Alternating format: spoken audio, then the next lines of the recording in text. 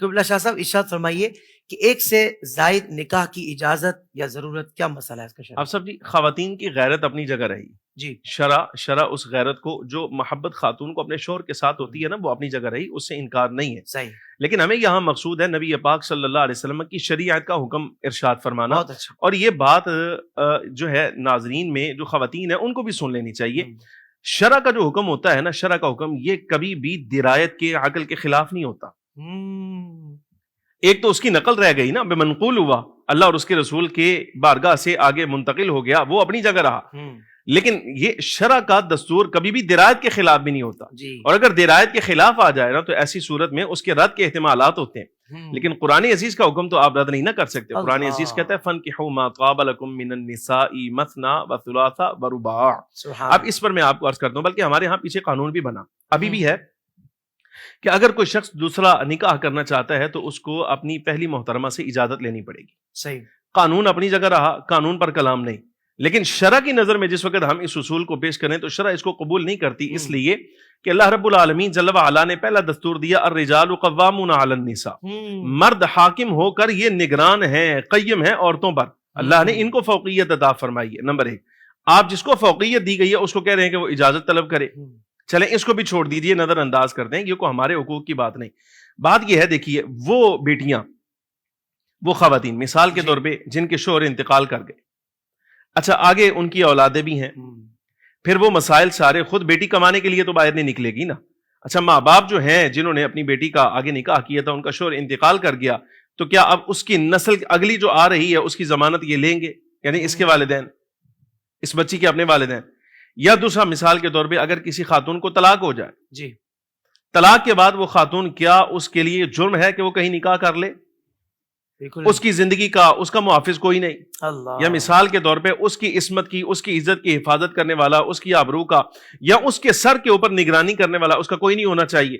اچھا یہ بھی چھوڑ دیجیے، یہ بتائیے کیا خاتون وہ جس کا شوہر انتقال کر گیا یا اس کو طلاق ہو گئی، وہ خاتون اپنے گھر میں بیٹھی ہے، یہ بتائیے آیا کیا آپ نے اس کو انسانیت سے خارج کر دیا؟ وہ انسان نہیں رہ گئی؟ اللہ اکبر.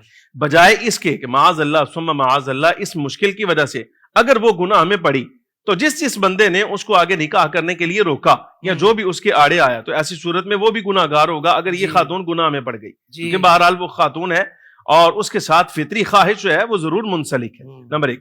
اور دوسری گزارش یہ، شرع اس بات کی اجازت دیتی ہے اور یہ دستور درایت کے بھی بالکل موافق اور مطابق ہے، اس لیے کہ خاتون جس وقت اس کا شوہر انتقال کر جائے یا طلاق ہو جائے تو اس کو بھی آگے زندگی گزارنے کا حق ہے.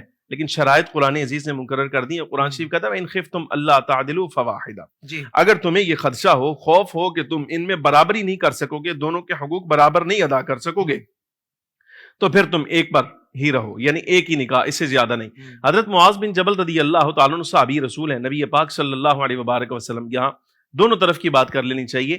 اگر کوئی بندہ دوسرا نکاح کرتا ہے نا تو اس کو طرفین کے حقوق میں برابری لازم ہوگی، ماں سوائے ان چیزوں کے جن پر بندے کا اختیار نہیں ہوتا. مثال کے طور پہ قلبی میلان، محبت.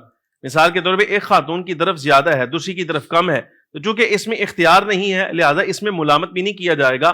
لیکن کھانے پینے میں، رہائش دینے میں اور خرچ دینے میں، یہ سارے معاملات میں جیسے ایک بیوی کے ساتھ سلوک کرے گا دوسری پر بھی کرنا اس کے لیے لازم، اس کا فریض ہے.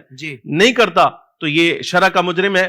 قیامت کے دن ایسے آئے گا کہ اس کی ایک طرف جو ہے نا وہ شل ہوگی، یعنی یہ مفلوج ہو کر آئے گا جیسے فالج ہو جاتا ہے جس شخص کو. اللہ. اچھا اسی طرح حضرت معاذ بن جبل رضی اللہ تعالیٰ عنہ کے بارے میں سیرت نگاروں نے لکھا طاعون پھیلا تو آپ کی 2 ازواج تھیں، دونوں ایک ہی دن انتقال کر گئی.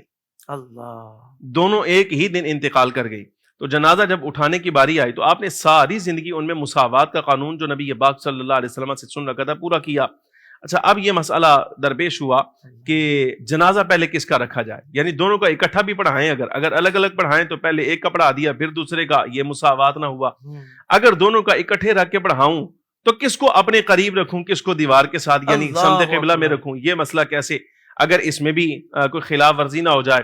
تو یہاں کے حضرت معاذ بن جبل رضی اللہ تعالیٰ عنہ کہ یا اللہ جو میری بساط میں تھا میں نے ان میں برابری کر دی ہے، میرے مالک اب اس مرحلے میں یہ جو چارپائی آگے پیچھے رکھنے میں جو کمی بیشی ممکن ہے میرے مالک اس کو معاف فرما دے. اللہ.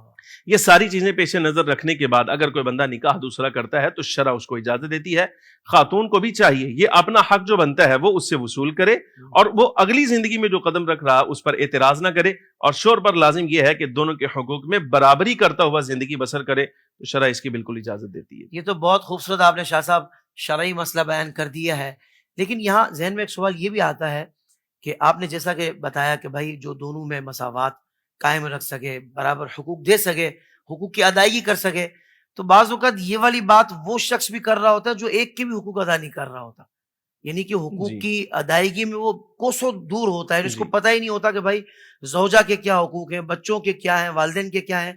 تو میں چاہتا ہوں حضرت آج یہ پیغام بھی اس موقع پر چلا جائے کہ جو دو کے حقوق, دو شادیوں کی بات, دو نکاح کی بات کرتے ہیں تو حقوق کی بات کرتے ہیں, تو ان کو یہ بھی توجہ دلائی جائے کہ بھائی باقی بھی زندگی میں رشتہ داروں کے جو حقوق ہیں اس پر بھی کبھی توجہ بالکل کرنی ایسا چاہیے. ہی ہے, یہ تو شرع کا حق ہے نا, شرع نے لازمہ جی. قرار دے دی ہے. ذی رحم جو قریب قریب رشتہ دار ہیں جس کا حق بندے پر اللہ رب العالمین جل وعلا نے لازم رکھا ہے, یہ ماں باپ کا ان کی شان و عظمت کا پروگرام نہیں, وگرنہ میں اس میں عرض کرتا اللہ. اگر صاحب حیثیت بندہ ہو جائے نا تو اچھا یہ بھی اصول شرع نے دیا ہے, یہ شرع کا اصول ہے. مجھے یاد آ گیا اس مقام پہ آپ نے سوال کیا, نکاح ہو جانے کے بعد بہت سارے مسائل ہیں, شاید اگر یہ اصول پیش نظر آ اس کی وضاحت نہیں کر سکتے وقت کم ہونے کی وجہ سے. شوہر پر سب سے زیادہ نکاح ہو جانے کے بعد جن کا حق رہتا ہے نا وہ اس کی والدہ ہوتی, یہ اس کی والدہ ہوتی. اللہ. اور خاتون پر نکاح ہو جانے کے بعد سب سے زیادہ حق جس کا رہتا ہے نا وہ اس کا شوہر ہوتا ہے. صحیح. خاتون پر سب سے زیادہ بات ماننا, اطاعت کرنا جو لازم ہے وہ شوہر کی ہے, ٹھیک ہے, اور مرد پر لازم ہے کہ وہ اپنے ماں باپ کی اطاعت پیروی جو ہے وہ کرتا رہے, اس سے نظر اندازی نہ برتے. واہ واہ واہ. اچھا دوسری طرف اگر صاحب حیثیت ہے تو ائمہ کرام فرماتے ہیں اس کے لیے لازم ہے, اس کا فریضہ ہے کہ ماں باپ کا خرچ مقرر کرے. اللہ. یعنی اس دورانیے میں آگے جہاں ماں باپ کے, جہاں بیوی بچوں کے حقوق ہیں وہاں ماں باپ کے بھی ساتھ ہیں. تو یہ ساری چیزیں دیکھنے کے بعد قیامت کے دن رب العالمین جل وعلا کی بارگاہ میں اگر کوئی بندہ چاہتا ہے کہ اس کا حساب آسان ہو جائے اور جو مال اس نے کمایا ہے اس کے بارے میں اس کو سوال, اس کا جو ہے وہ جواب دینے میں آسانی رہے, تو بڑا سادہ سا حل اس کا یہ ہے کہ خاندان میں جن جن لوگوں کے حق اس کے اوپر ہے نا برابر وہ ادا کرتا رہے, کل حساب دینے میں اس کو آسانی رہے گی. مالک میرا جو مال تھا میں نے یہاں خرچ کر دیا. اللہ اکبر, سبحان اللہ, سبحان اللہ, سبحان